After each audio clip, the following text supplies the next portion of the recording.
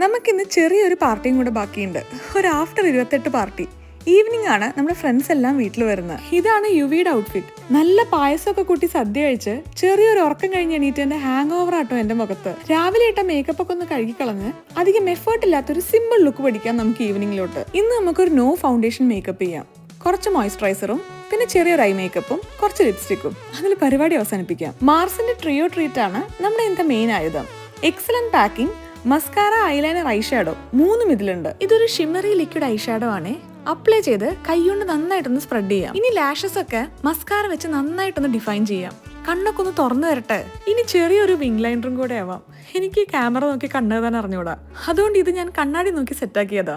ഞാനിവിടെ ഒരിക്കൽ ട്രെയിനിൽ ട്രാവൽ ചെയ്യുമ്പോൾ ഒരു ലേഡി അവരുടെ ഐബ്രോസ് മസ്കാര വെച്ച് സെറ്റ് ചെയ്യുന്ന കണ്ടേ. അതിനുശേഷം ഞാനും ഇടയ്ക്ക് ട്രൈ ചെയ്യാറുണ്ട്. സംഗതി വർക്കിംഗ് ആണ്. സാരിയൊക്കെ അല്ലേ, ഇനി ചെറിയൊരു പൊട്ടും കൂടെ വെക്കാം. ഈ ഗോപി പൊട്ട് എപ്പോൾ തൊട്ടാലും ഞാൻ വേറെ ആളായതുപോലെ തോന്നുന്നു എനിക്ക്. അതുകൊണ്ട് അത് വേണ്ട, ദേ ഇത് തന്നെ മതി. മേക്കപ്പും ഹെയർ സ്റ്റൈലും ഒക്കെ കഴിഞ്ഞപ്പോക്ക് എന്റെ സാരി ഡ്രൈപ്പിസ് ദേ ഇവിടെ എത്തിയിട്ടുണ്ട്. വേറെ എത്ര സ്കിൽസ് നമ്മൾ പഠിച്ചിട്ടുണ്ടെങ്കിലും ഈ സാരി എടുക്കുന്ന പരിപാടി അതെനിക്ക് എന്താണാവോ പഠിയേയില്ല.